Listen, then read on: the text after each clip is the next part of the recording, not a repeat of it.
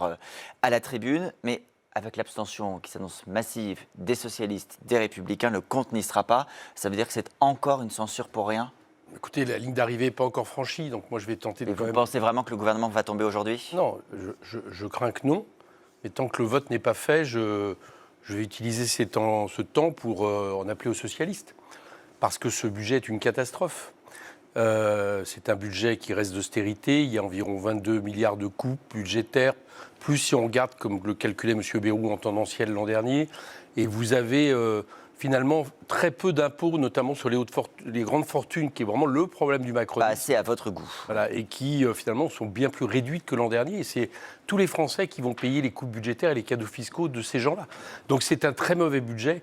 Et j'ajoute une chose, c'est qu'hier nous avons eu une journée absolument terrible à l'Assemblée nationale, lors de la niche des Républicains, où nous avons eu des textes racistes, discriminatoires, répressifs qui ont été votés. Eh bien, on va en parler.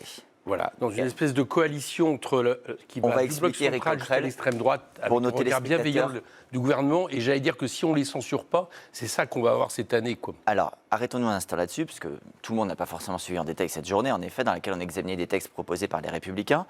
Il se trouve que aujourd'hui, vous vous retrouverez avec le RN contre le gouvernement, mais hier, en effet, ça a été très tendu, notamment, par exemple, quand l'un de vos députés, le député LFI Antoine Léaumont, s'est levé de sa place pour demander au président de séance, le RN Sébastien Chenu, de descendre du perchoir. On va regarder cet extrait.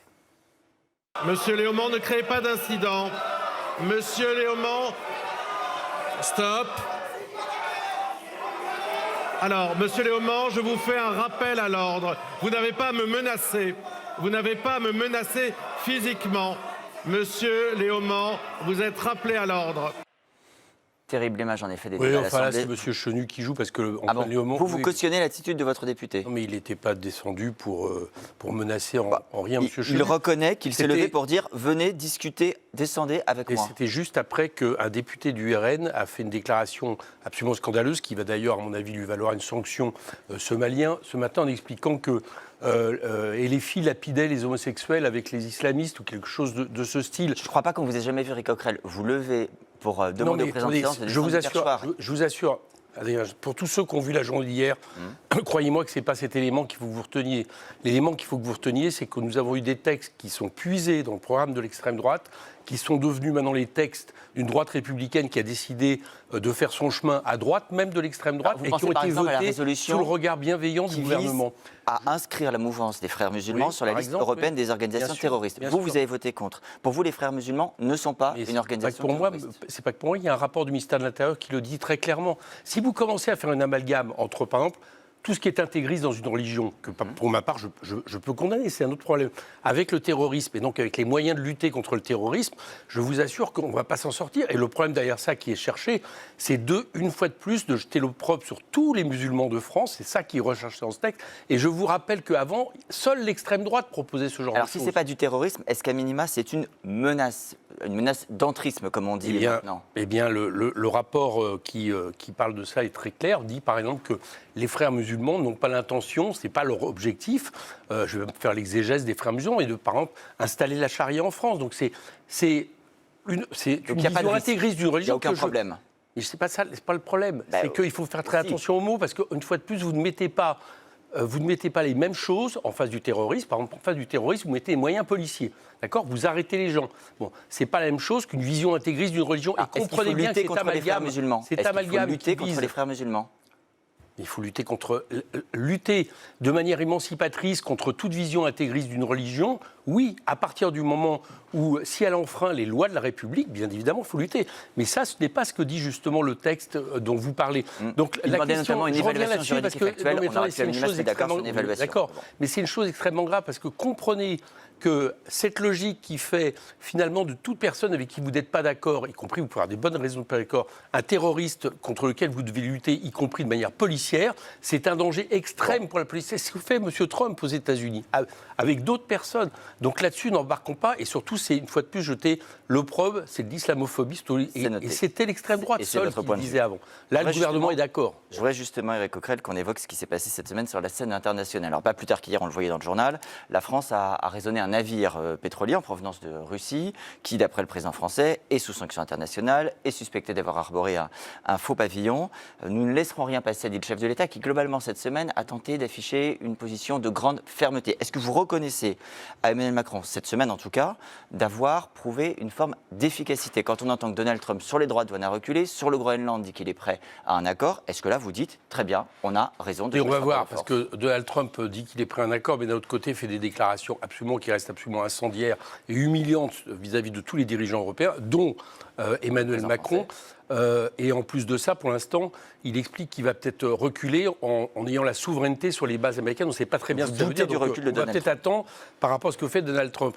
Mais moi, dès lors que le chef de l'État fait à une certaine position, j'allais dire, plus ferme, moi, je soutiens simplement. Je lui dis d'abord que c'est assez tard, c'est fait tardivement, c'est fait un peu de Marc-Calais. Vous avez vu malheureusement le texto qui a tout de suite été exposé à Donald Trump, où il le flatte un peu, etc., pour lui proposer une réunion. Une vidéo aussi qu'il ne le comprend pas sur le Groenland. Mais là, en l'occurrence, je pense que du côté de la France, là, on compte sur l'Union européenne pour réagir. On a intérêt à avoir un plan B si ça ne marche pas. Parce que j'observe que nos partenaires, pour l'instant, n'ont pas les propos aussi fermes, notamment vis-à-vis du Groenland ou de l'attitude américaine. Bon, donc on va regarder. Moi, l'attitude d'Emmanuel Macron depuis 1 an et demi sur cette histoire, c'est du en même temps. Un jour, vous prenez une décision, par exemple, qui paraît ferme vis-à-vis de tel ou tel événement international, et le lendemain, finalement, vous laissez faire. Donc, vous avez proposé, Éric Coquerel, comme la Coupe du Monde de foot qui a lieu en juin-juillet, doit avoir lieu aux États-Unis, Canada, Mexique, vous dites qu'il faudrait qu'elle ait lieu Canada-Mexique uniquement. On laisse les États-Unis de côté. Le sport, pour vous, c'est une arme politique. On ne distingue pas sport et politique. Ça ne l'est pas. Je pose la question. Vous croyez que Berlin en 1936 n'était pas une arme politique, l'Argentine de Videla n'était pas une arme politique? Est-ce que vous savez très bien qu'en réalité, sur ces grands événements, vous savez très bien que c'est devenu politique. Et d'ailleurs, Donald Trump le veut ainsi, puisqu'il interdira tous les signes LGBT dans les stades. Il explique que les villes qui ne répondront pas à ces exigences, eh bien, on pourra changer le lieu du stade. Il explique qu'il va bannir les supporters de 15 pays qui arrivent, etc., etc. Vous voyez bien qu'il veut son idéologie, qui est une idéologie vraiment d'extrême droite, y compris au plan intérieur. Actuellement, ça se passe très mal aux États-Unis avec la milice fasciste ICE. Vous voyez bien qu'il veut utiliser cette Coupe du Monde. Donc je pense que ça, plus ses actions au niveau international, où il est en train de démolir l'ONU, enfin je peux vous faire la liste, je crois que ça pourrait nous faire réfléchir à aller au Mexique et au Canada, et à faire en sorte de ne pas aller aux États-Unis. Je note que vous faites des parallèles historiques qui sont quand même étonnants. Éric Coquerel, vous parlez de 36 pour le sport et vous parlez de fascisme, alors que là, on peut contester vous me posiez la question. Vous disiez tout à l'heure, on peut contester des positions politiques et pas tout mélanger. Vous ne voulez pas qu'on parle de terrorisme pour les frères musulmans, il n'y a peut-être pas de nazisme ou de fascisme. Vous me demandiez si le sport et la politique, je vous dis, très souvent, et pas de manière d'ailleurs aussi extrême que Berlin, il y a eu d'autres exemples où c'est utilisé politiquement. Mais vous me demandiez si à l'intérieur aujourd'hui, les États-Unis, Donald Trump est en train d'installer un régime crypto-fasciste, néo-fasciste, appelez-le comme vous voulez, demander à ses opposants qui sont traités, un peu de la même manière d'ailleurs que hier était vilipendée toute opposition, ce qu'ils en pensent. Demandez aux gens de Minneapolis. Et on pourrait le demander aux victimes du fascisme. Demandez aux gens qui sont...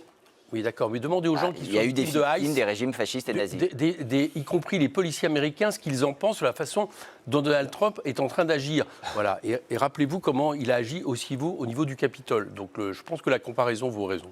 Merci Éric Coquerel, merci Adrien.